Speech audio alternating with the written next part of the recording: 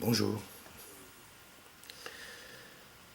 Ce matin, j'ai envie de parler d'un sujet qui est sensible, qui concerne certainement tout le monde, en tout cas dans beaucoup de conscience, dans beaucoup d'esprit, ici et ailleurs, qui est la guerre.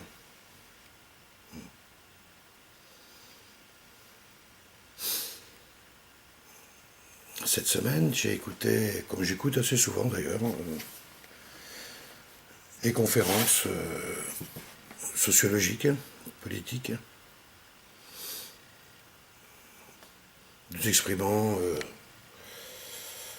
l'inéluctable changement nécessaire et souhaité par tous et toutes de notre société en général, notre société mondiale, disons, puisqu'il est difficile de rentrer dans le détail.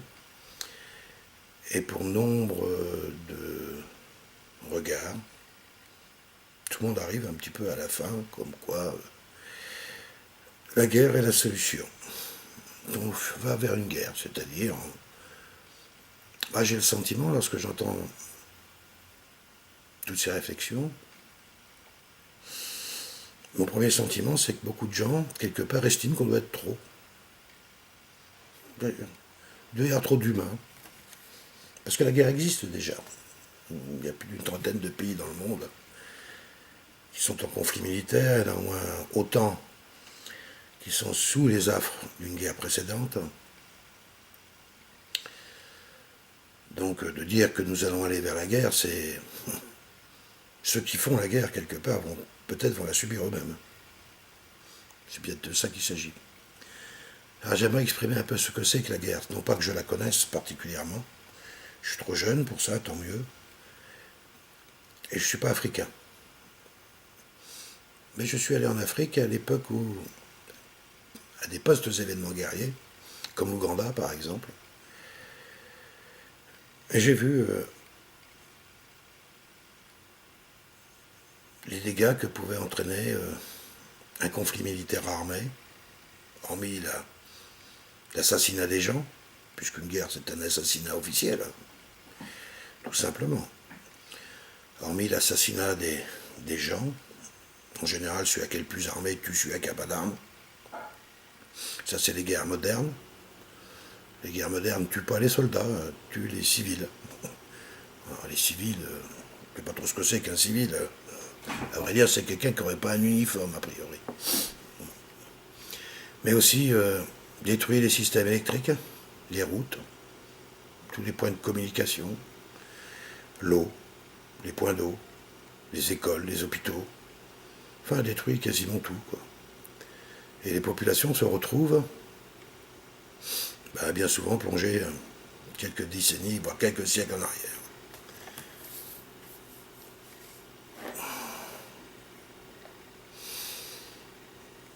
La guerre, c'est aussi celle qui a été menée en Europe, le développement technologique où on donne à manger à des machines de la chair humaine. C'était l'expérience de nos 2 dernières guerres mondiales. Avec près de, on nous dit, 100 millions de morts, peu importe le chiffre. Il est certain qu'il n'y a pas une seule famille européenne, française ou allemande, qui n'a pas des membres de sa famille qui ont été tués lors de ces génocides étatiques qu'on appelle la guerre.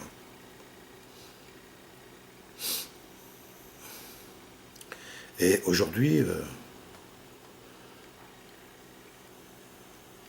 je ressens dans l'expression de nombre de spécialistes, je ne parle pas des informations grand public, elles ne m'intéressent pas, il y a longtemps que je ne regarde plus la télévision grand public.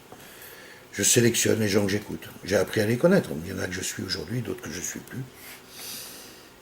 Et j'essaie d'écouter un peu tous les courants. Je ne reste pas un peu dans... Hein, eux ils ont raison, les autres ont tort. Il ne s'agit pas de ça. Mais tout le monde appelle quelque part à ça. Tout le monde a ce besoin de vouloir rééquilibrer les... Alors il y a ceux qui disent on va tout faire pour pas y arriver, mais enfin, pas arriver à quoi? À la guerre. C'est la référence. Guerre ou pas guerre. Il n'y a pas beaucoup de références qui est paix ou paix. Hein, ça c'est comme si que la paix quelque part était l'opposé de la guerre. Non. Moi, il me semble que la guerre, elle est un peu le fruit de nos égoïsmes avant tout. Je crois. Nos égoïsmes, notre aveuglement qui nous amène à toujours considérer que ce qui se passe loin de chez nous ne nous concerne pas, que des êtres humains qui sont humiliés, violentés, tous les jours, des enfants qu'on martyrise, des femmes qu'on... quand c'est à l'autre bout du monde, ça ne nous concerne pas. Même quand c'est très proche de chez nous, il faut vraiment que ça soit sous le balcon de la fenêtre pour que tout d'un coup on s'y soit sensible. Alors la guerre, c'est l'éradication, en partie. Puis après la guerre, il y a les famines. Et puis il y aura certainement les épidémies. Enfin bref, un beau programme en perspective. Mais après la guerre, qu'y aura-t-il quoi? Est-ce que les hommes, quelque part, à travers une grande souffrance de ce genre, qu'ils désirent, même ceux qui disent qu'ils n'en veulent pas, est-ce que quelque part, ça sera... On aura appris quelque chose avec ça? Si on devait apprendre après les guerres, pour vraiment apprendre ce que c'est qu'un monde de paix, la preuve est de constater que chaque guerre est ni plus ni moins la fin d'une guerre. Lorsqu'on signe l'armistice, on commence à signer le début de la suivante. Un cycle perpétuel de convoitise, de recherche de pouvoir à tout prix.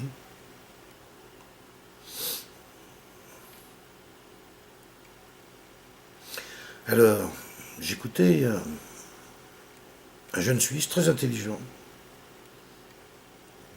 et tout son discours se tient. Elle est suisse, déjà. Bon, on parle de guerre et suisse. Bon, je ne vais pas trop rentrer dans les détails. Là n'est pas mon propos. Mais quand même, vous arrivez à la conclusion, évidente d'ailleurs, que les seules richesses qui vaudraient à l'époque, dans ces grandes périodes de manque, que sont les guerres, c'est l'or. Ou les diamants, les bijoux, enfin les choses comme ça, quoi, et pierres précieuses. Bien, oui, sûrement. Donc, en gros, pendant ces périodes-là, les seuls qui vont survivre, en fin de compte, c'est ceux qui ont déjà réussi à survivre pendant la période d'avant-guerre. Ceux qui ont, je ne veux pas dire profiter, mais qui étaient dans le système intégré, où l'argent, quelque part, est venu à eux, où ils ont été à l'argent. Bref, ils ont su s'y plier et favoriser l'existence de ce monde qui nous conduit à la guerre.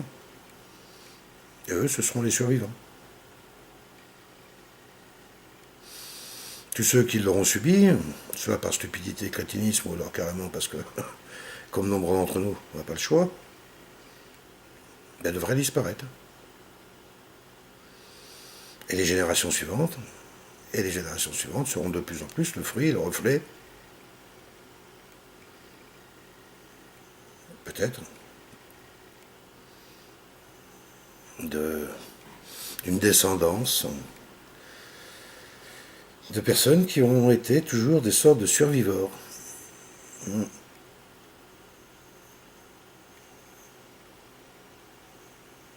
Mais j'ai entendu, oui, mais j'ai entendu personne proposer un système, vraiment un vrai système qui fait que, en écrasant celui-ci que tout le monde honnit, ceux qui en veulent un peu plus, ceux qui n'ont rien du tout, et ceux qui lui subissent pleinement, et avec violence et souffrance, la majorité d'entre nous, n'ont pas proposé grand-chose d'autre que de continuer avec les mêmes règles que sont l'argent, la foi, la religion, le sexe. C'est toujours un peu la même chose.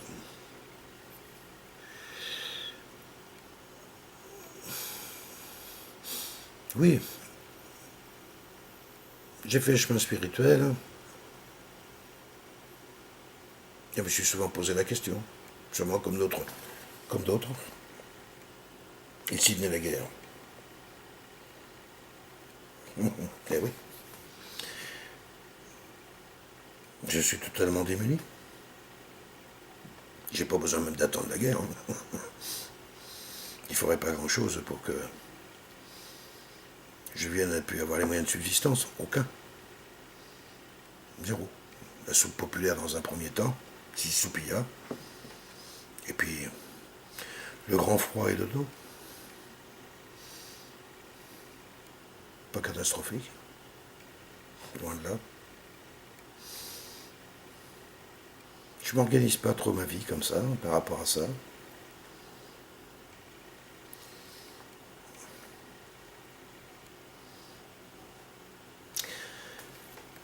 Par contre, je me dis que pour la très grande majorité d'entre nous qui trouvons aucun intérêt à la destruction partielle des humains et de leurs biens,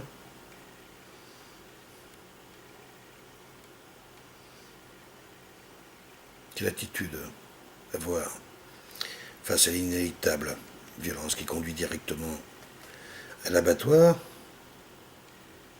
Se battre contre qui? Je me batte contre qui? Contre celui-là qui a un tout petit peu plus que moi. Contre l'étranger, mais c'est qui l'étranger? Défendre quoi? Défendre un système qui nous a conduits à la guerre? Défendre les siens, protéger les siens. Faut-il attendre la guerre pour ça?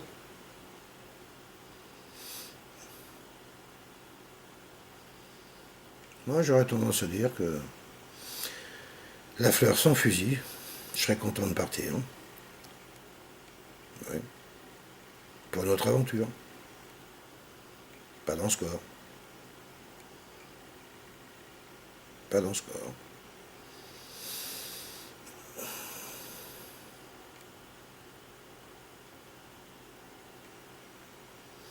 Céder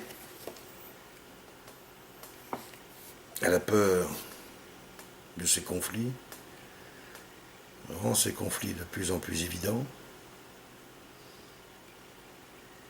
Mais ce qui me paraît être le symptôme même de ce qui va nous conduire au conflit, c'est que les solutions qui sont proposées pour en sortir sont ni plus ni moins des solutions qui nous y conduisent directement. Sommes-nous prêts aujourd'hui à vivre la gratuité? Oui, la mondialisation sans frontières, mais sans argent. C'est important.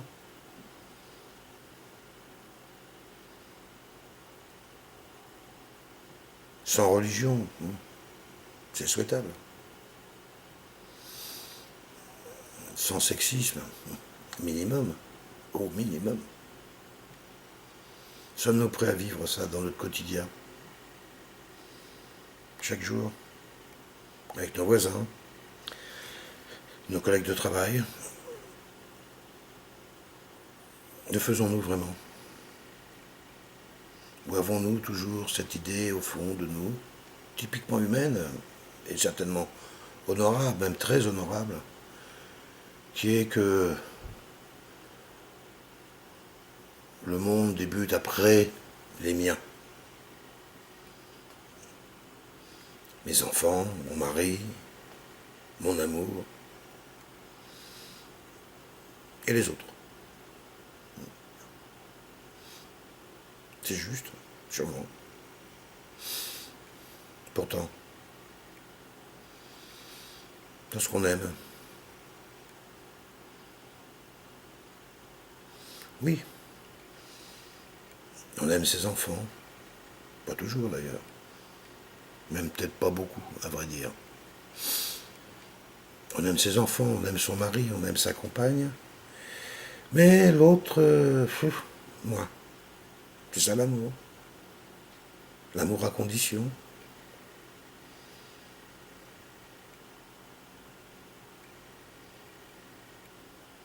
On se rend bien compte que quelque part, l'amour des hommes, si généreux soit-il, si ouvert soit-il, est quand même souvent un amour à condition. Et un amour à condition, c'est la porte aux guerres. au déchirement, aux convoitises.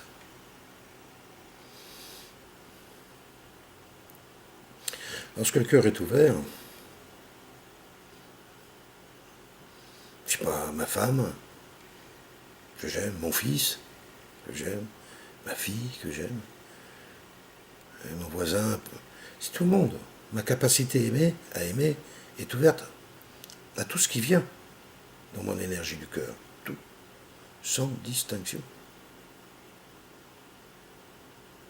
Certes, je connais mieux, je pratique plus, ma compagne, mes enfants, mes voisins. Ils m'ont plus guidé sur mon chemin d'être, comme je les ai certainement plus guidés sur le leur, qui donne une expérience particulière de l'amour, mais pas une exclusivité. Si? Ah, alors. Lorsque beaucoup de gens emploient le terme amour inconditionnel, pour moi ça ne veut rien dire. Ça laisserait supposer qu'il y a des conditions à l'amour. Ah, oui. Celle des religions, celle des nations. C'est vrai. On peut aimer les carottes et pas aimer les choux-fleurs. Eh oui. C'est peut-être ça la limite de l'amour inconditionnel.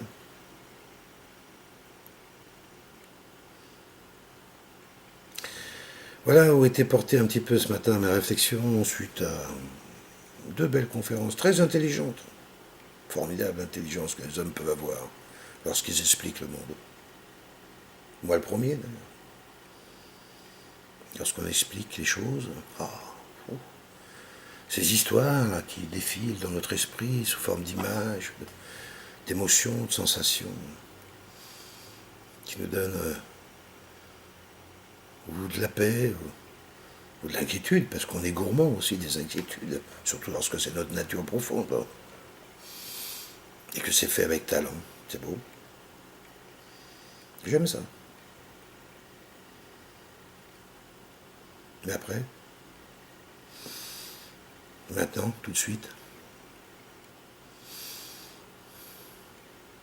j'ai senti beaucoup de choses à travers toutes ces élégances.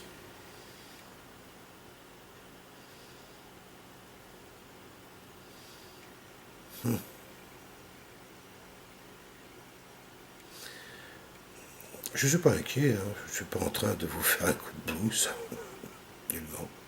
Je parle un petit peu des choses qui sont là, quoi. J'écoute pas les journaux télévisés, mais je suppose que ça doit être en permanence, les choses qui ne doivent pas bien aller, machin. Non, je parle de la guerre, moi, de la destruction des hommes. Puisqu'on en parle souvent. Faisons ci pour que la Terre continue. Attention à la Terre. Oui, faisons-nous attention à nous-mêmes, parce que Terre-Mère n'a pas besoin qu'on lui prête une attention plus particulière que celle qu'on est capable de se donner à nous-mêmes.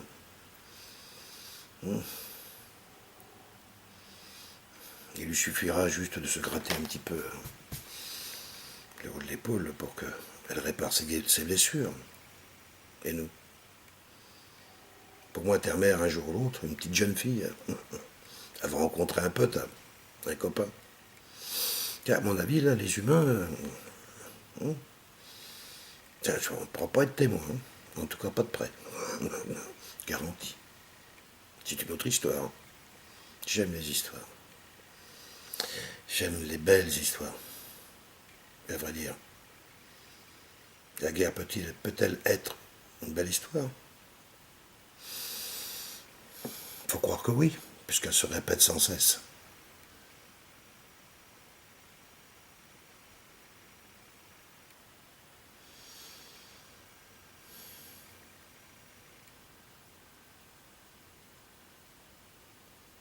Belle et lumineuse journée, mes frères, mes sœurs.